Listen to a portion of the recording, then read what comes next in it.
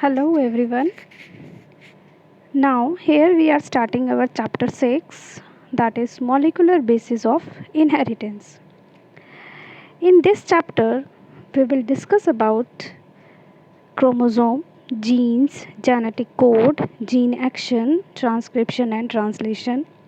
In transcription we will discuss how RNA is forming from DNA, and in translation there will be formation of proteins from RNA.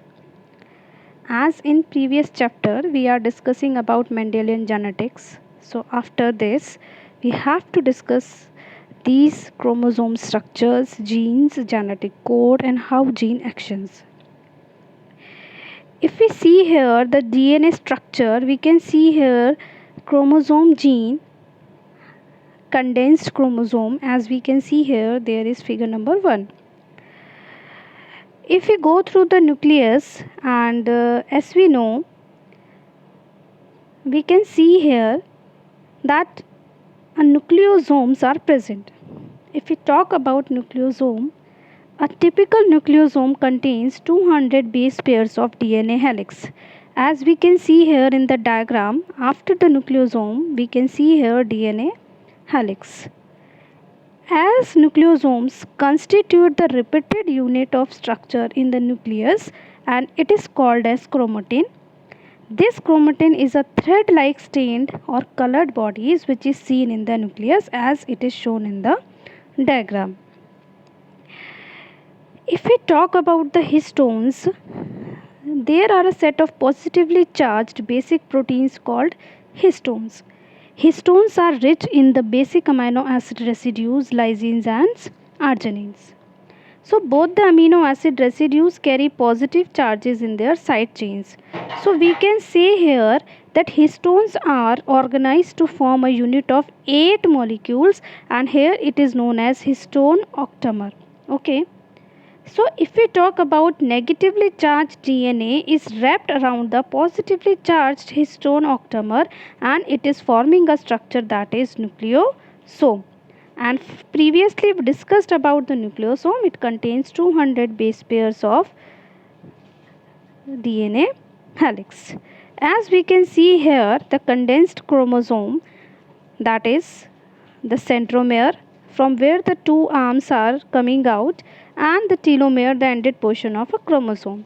So here we can see the chromatin in condensed chromosome structure. If we further goes on, so one by one we can see here that how entire chromosome is mitotic chromosome is forming. So we have to see here ki how DNA molecule has been packaged into a mitotic chromosome that is 10,000 fold shorter than its extended length.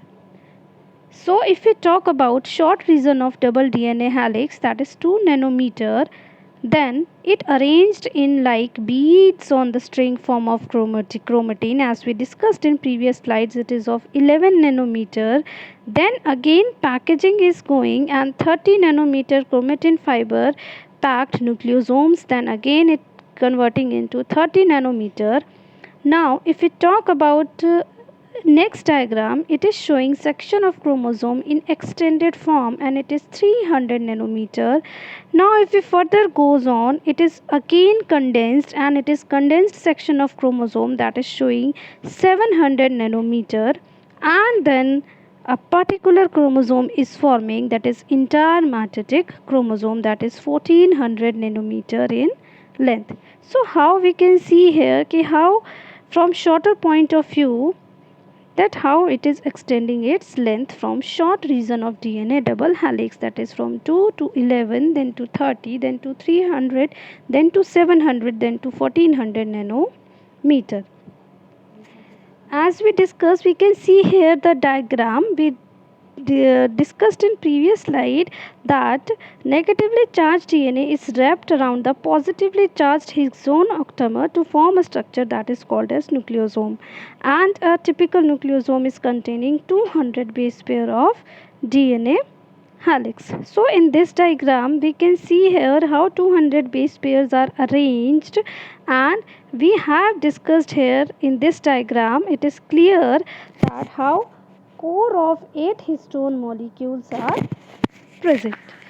So this is shown as 80 base pair, 80 base pair and 40 base pair, and in yellow color it is showing histone H1 proteins, and there are H2A, H2B, H3 and H4 proteins. The core of histone 8 molecules we can see here. Okay, so here histones are organized to form a unit of 8 molecules, and where we can say here that is it is histone octamer.